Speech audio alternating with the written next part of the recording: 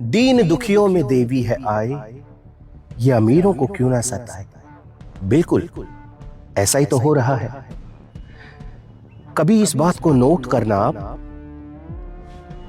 कि जो गरीब है, जो नीचे तबके के लोग हैं आर्थिक रूप से या सामाजिक रूप से, उनके अंदर ही भूत प्रेत, देवी, भैरू जी या कोई बाबा आता है। वाई? क्यों? वो भूत प्रेत, देवी या बाबा किसी अमीर के अंदर जल्दी से आपको नहीं दिखेगा। क्या कहेंगे इसको आप? शिक्षा का अभाव? नहीं, शिक्षित लोग भी ऐसा पाखंड करते हुए आपको दिख जाएंगे। दरअसल बात यह है कि जितनी विज्ञान से आप नजदीकी बढ़ाएंगे, उतना ही इन चीजों से आप मुक्त होते चले जाएंगे। लेकिन बात यह है ना कि वो कहते हैं कि एक ही लकीर पर चलना। भेड़ों का झुंड जो होता है, सारी भेड़ें एक ही चाल में चलती हैं। बस वही हो रहा है। मुझे कोई ये बताए कि गरीब तो बेचारा गरीब है ही, आर्थिक रूप से भी, सामाजिक रूप से भी, जैसे भी। अब कोई देवी देवता, भैरू जी या कोई भूत प्रेत उनके अंदर आएगा तो उसे क्या मिलेगा? जो बेचारा खुद भूखा नंगा है, उसके पास आकर क्या मिलेगा? वो किसी अमीर के पास जाए ना, जहां पर 56 भोग उसको मिलेंगे। लेकिन नहीं, और फिर कहते हैं गरीबी है, गरीबी है, गरीबी। गरीबी क्यों ना हो? विज्ञान के साथ चल नहीं रहे हो।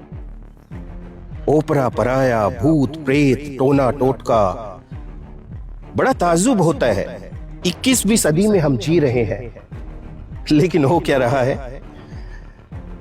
बसों से यात्रा आपने की होगी, है ना? बसों की खिड़कियों में, शीशों पर इतनी इतनी साइज के पोस्टर लगे हुए मिलेंगे आपको। मूठ स्पेशलिस्ट, मूठ करनी, जादू टोना, प्रेम विवाह, विदेश यात्रा, हर काम को कराएं चंद मिनटों में, गारंटी के साथ दावा। कहीं लिखा होता है खान बाबा बंगाली।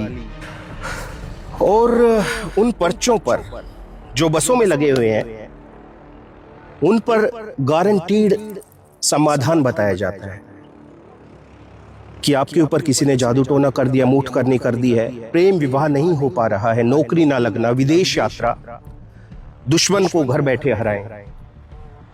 क्या है ये सब? अगर ऐसा होता है तो मैं एक बात आपसे पूछना चाहता हूं।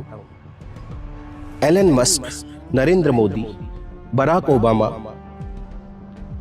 बहुत सारी गणमान्य हस्तियां हैं, सेलिब्रिटीज हैं, बड़े बड़े नेता, बड़े बड़े एक्टर्स, तो ये तो 2 मिनट में मिट्टी में मिला दिए जाएंगे अगर दूर से ही जादू टोना होता तो। लेकिन ऐसा नहीं है। मैं आपसे अनुरोध करता हूं, विज्ञान के साथ जितनी नजदीकी आप रखेंगे, उतना ही आपके लिए फायदेमंद रहेगा। और इन कुचक्रों से, पाखंड से, आडंबरों से आप निकल जाएंगे। ये जो पीली पीली सरसों आप देख रहे हैं, क्या है? ये प्रकृति का रंग है, ये नेचुरल है, येलो यानी पीला। लेकिन लोगों ने दिमाग में अपने अपने रंग बना रखे हैं और रंगों को भी बांट लिया है। कोई अपना पीला रंग लेके बैठा है, कोई लाल रंग लेके बैठा है, कोई हरा रंग लेके बैठा है। अब बताओ, तुमने धरती को तो बांट ही लिया था, रंगों को भी बांट लिया। कमाल की बात है। चेहरा लाल कर लेंगे सिंदूर से और बोलेंगे मुझ में हनुमान जी आ गए, मुझ में बालाजी आ गए, मुझ में देवी आ गई। हाथों को लाल कर लेते हैं, मेहंदी लगाते हैं। पता नहीं आदमी है या औरत है, समझ में नहीं आता, आदमी है या औरत है। तन आदमी का है और पोशाक स्त्री की पहन रखी है। नहीं समझ में आता। बट एक चीज समझ में आती है कि ये जितने भी लोग हैं जो पाखंड से घिरे हुए हैं, इनका भविष्य उज्जवल तो नहीं है, अंधकार में इनका भविष्य है। ये इतनी मेहनत यदि पाखंड को छोड़कर सच में धरातल पे, यथार्थ में मेहनत करें, अच्छे पढ़े लिखे, विज्ञान से नजदीकी बढ़ाएं, तो गारंटी के साथ मैं कहता हूं, आगे बढ़ने से कोई नहीं रोक सकता। अंधकार को उजाले में बदल सकते हैं। और ये सुधीरा एक चैलेंज करता है दुनिया के सभी तांत्रिकों से, तथा कथित बाबाओं से, ये जो अपनी मंडी खोल के बैठे हैं, दरबार खोल के बैठे हैं,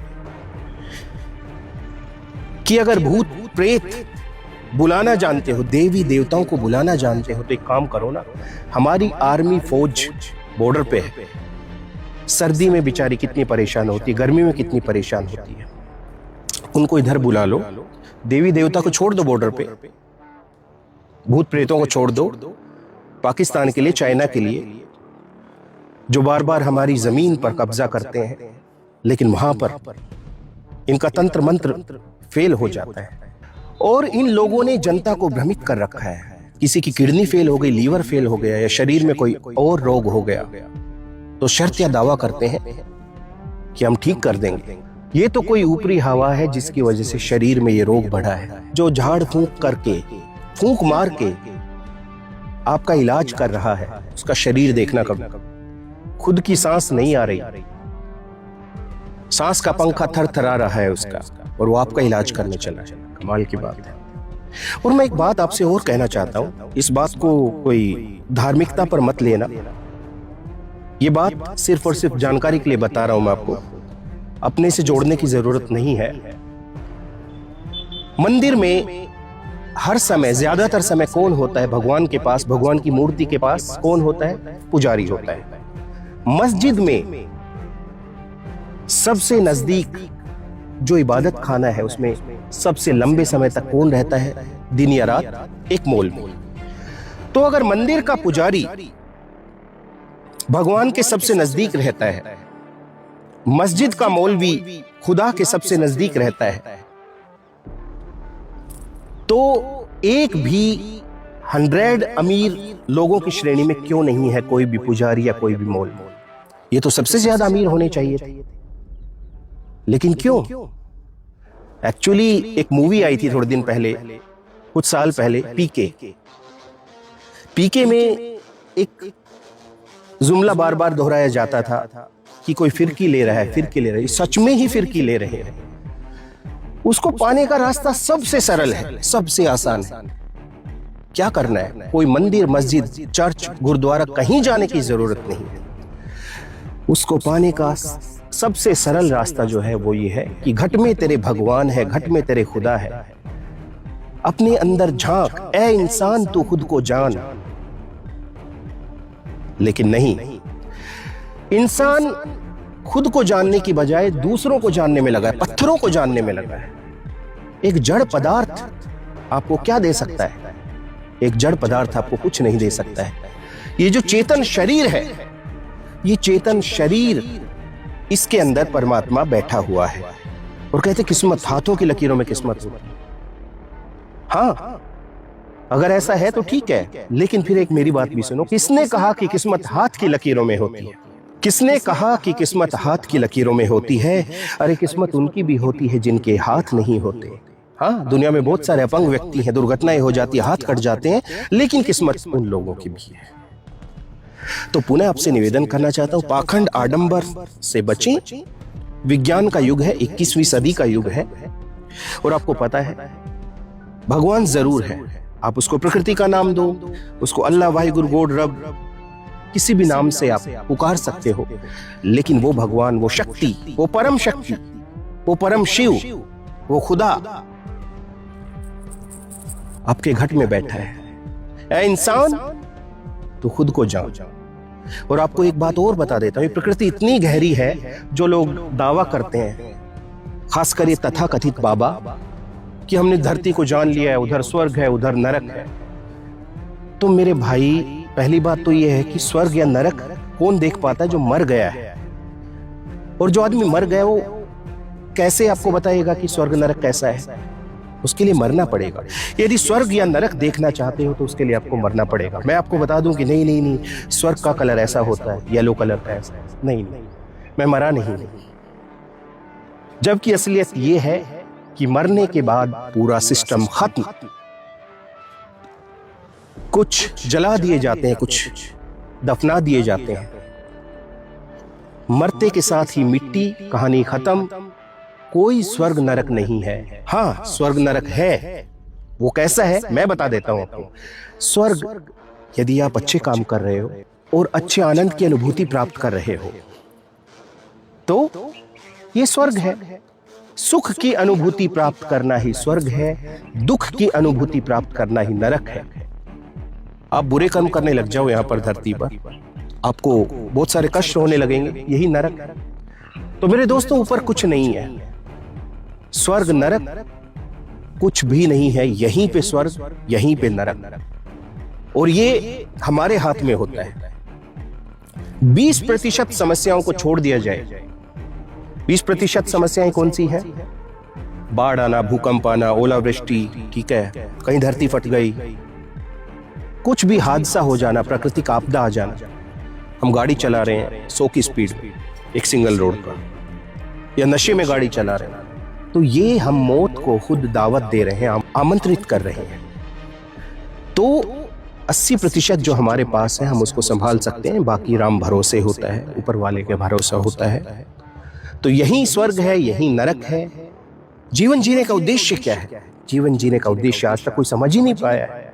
तथा कथित बाबा बोलते हैं कि नहीं, मोक्ष की प्राप्ति होगी, ये प्राप्ति होगी, वो प्राप्ति होगी।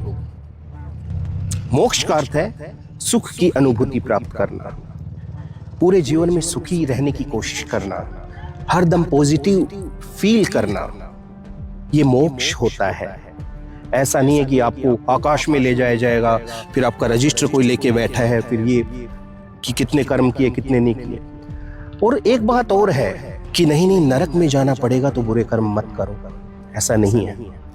तुम उससे डर के, नरक से डर के यदि अच्छे कार्य कर रहे हो तो ये कोई तुक वाली बात नहीं। तुम अच्छे कार्य इसलिए करो कि इस धरती पर ही तुम्हें स्वर्ग देखने को मिल जाए, इस धरती पर ही तुम्हें जन्नत देखने को मिल जाए, ठीक है ना। तो आज के लिए इतना ही। मेरे इस वीडियो का मकसद किसी भी व्यक्ति, जाति, धर्म, संप्रदाय की निजी भावनाओं को ठेस पहुंचाना नहीं। शुरू से लेके अब तक, जब तक मैंने वीडियो बनाने का सिलसिला शुरू किया था, उस दिन से लेकर आज तक सिर्फ एक ही बात का संदेश मैं देता हूं कि सुख से जियो, सभी लोगों से प्रेम करो, इंसान की एक जात इंसानियत, किसी से भेदभाव मत करो, नफरत मत करो, अच्छे को अच्छा कहो, बुरे को बुरा कहो। यही जीवन है। ये जीवन इतना गहरा है, ना इसको कोई आज तक जान पाया है और शायद ना कोई जान पाएगा। जो लोग कथित दावा करते हैं कि ये है ऊपर, वो है, कोई फायदा नहीं। और ये जीवन तो इतना गहरा सागर है कि आप कुछ खोज करेंगे, इसमें डूबेंगे, जानने की कोशिश करेंगे तो डूब के रह जाएंगे। इसलिए बेहतर है कि सरलता के साथ जीवन जियो। देखो, ये आपके ऊपर डिपेंड करता है, आपके ऊपर निर्भर करता है कि जीवन को किस नजरिए से देखते हैं। अगर आप जीवन को बहुत ऐसा जटिल समझेंगे तो सच में जटिल है, और जीवन को बहुत सरल तरीके से देखेंगे तो सच में सरल है। तो सरल वाले नजरिए पे जाओ ना। ठीक है, तो आज के लिए इतना ही। मिलता है सुधीरा किसी और वीडियो में, तब तक के लिए अपना ध्यान रखना। मेरी कही गई बातें अच्छी और सच्ची लगी हो तो शेयर कर देना, नहीं तो कोई बात नहीं है। मेरा काम है कहना जो मुझे समझ में आता है। अब आपका काम है माने या ना माने, कैसा आपको लगता है। चलते चलते वो अपना काम करते हैं, मैं अपना काम करता हूं। मैं मेरा काम ऐसे करता रहूंगा, आप अपना काम करते रहिए। नमस्कार।